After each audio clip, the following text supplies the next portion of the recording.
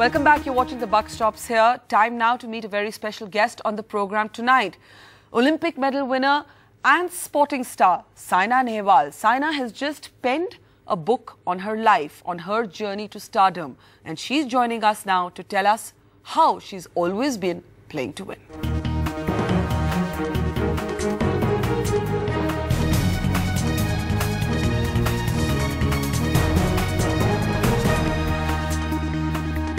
Saina, tell me, how did you decide to write a book? Usually people write about their lives as memoirs when they're ready to hang up their boots, or they write when some cataclysmic event happens. Now you're at the peak of your sporting career. So what made you decide to write a book?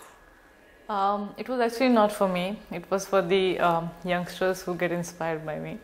Of course, I would like to thank Penguin because they came at the right time. They came with an offer that Saina, we would like to write a book on you. I was actually thinking, is this the right point of time to write a book? This, yeah. So, but I looked at my career and I thought I'm doing well in badminton, which is not such a popular game as as of yet. So, I should try to do something for it, and I should actually try and popularize it and mainstream it more. They should know about me, who Saina Nehwal is, what game she plays and how she trains. So there are many youngsters who really want to be like me now. How long did it take you to from start to finish?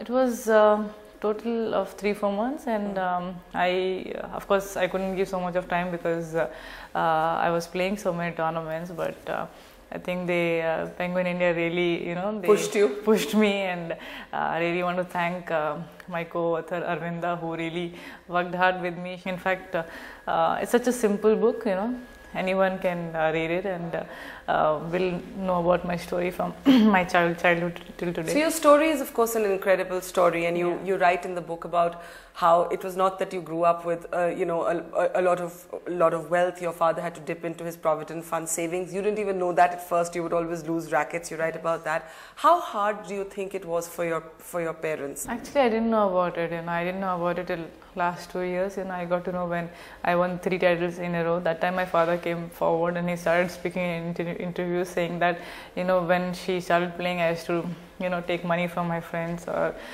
take loans for her. But then I started getting emotional, and I was thinking, oh my God, he did so much for me. And you never told me. He never told you. He never told me. I wanted money, he gave me money. I wanted rackets, he gave me rackets. I wanted to travel to tournaments with my mom, and in flights, and he should book the flight ticket and all that. So you never had that sense of not having money. Yeah, not having money, and I was quite lucky enough to get sponsors at right point of time. I got my first sponsor when I was 14 years, Bharat Petroleum. And how old were you when you got your job with Bharat Petroleum? 14 years. So you're 14 years old, you got a job? Yeah, I got a job. Did you even understand what the job meant at that time? I don't. Actually, they just asked me few questions. What do you know about oil? And I said. And did you know anything about oil at 14? No, I was like, I don't know. I'm sorry. I am here to play, and I want to give my best in my sport. You write a little bit about how you're always asked whether your parents put too much pressure on you, whether you missed a part of your childhood, whether you didn't grow up in the normal way, and you write saying that badminton was the only normalcy you knew. Yeah. So looking back, do you think that is there anything that you wished had happened in your childhood that couldn't because your life was so centered around badminton?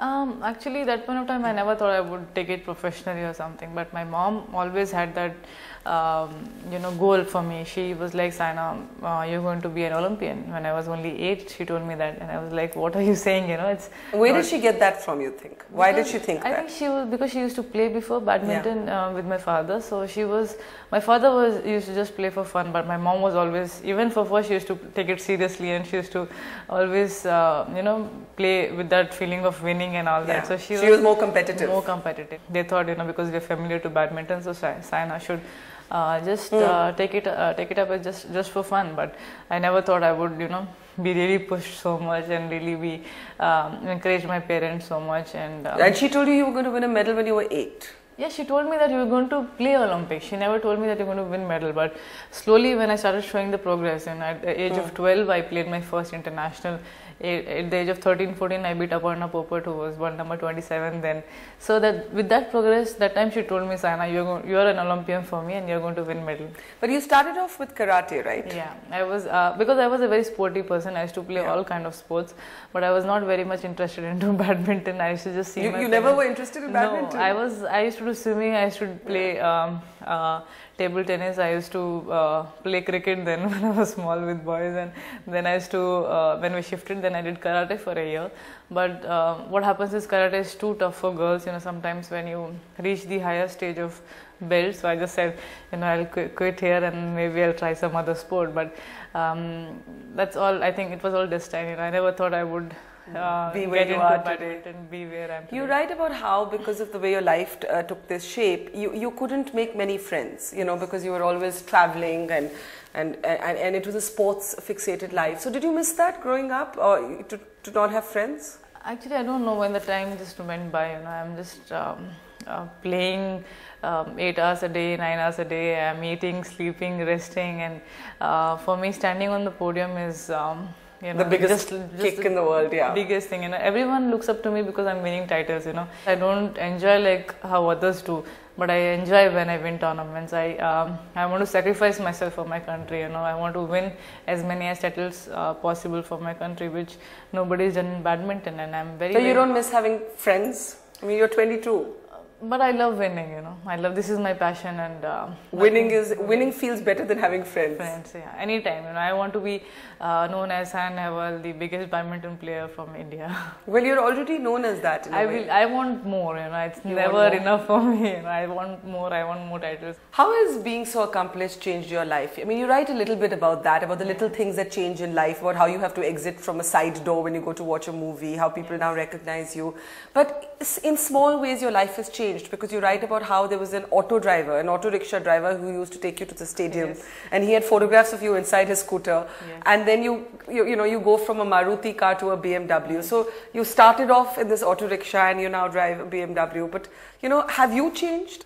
People say I didn't change at all. I'm the same person. Of course, my cars has changed, my houses have changed, but I'm the same person, and I think that's why I'm winning. How long did you go to the stadium using this auto rickshaw? Was it a long time? It was a long time. I was 9 when I started, so 9, 10, 11, 12. That's a long time. I mean, it was always the same driver? Same auto driver, because he used to stand next to the building, and then... so did he become like a kind of friend or part of the family? He knew about it, you know, where she's going to go, and I said, "Le chalo bhaiya, udhar hi jana hai aaj to." But after you became famous, did you ever meet him again? That auto? I was 14 when I started winning tournaments, and my photo used to come in the papers. So still I was into auto, because the game is not so popular, you know, it's not so popular then, you know. It only started picking up from the last Olympics when I started performing well in 2008. So then 2005 my father gave me Maruti, you know, even he used to come with me. He used to take so me was to the auto driver upset कि अब गाड़ी मिल गई है? गाड़ी मिल गई है, but still I used to go in the evenings, because my father used to take a car to his office. And from 2008 everything started changing, and now I'm driving BMW X6. So and does it matter to you? Do you like cars? I love cars, but it is just I never thought I would have all these with me one day. I should love big house, I should love big cars. I wanted to have a lot of things, and everything just came to me. I never thought it will come to me so early, but it just happened. Do you have the IndiTV Profit app? All the markets, all the news, and your own homemade, ready-made portfolio available there for you. We will right now answer what you should sell, what you should buy when markets are down. Download at IndiTVProfit.com/apps. Get the best app from the channel you trust.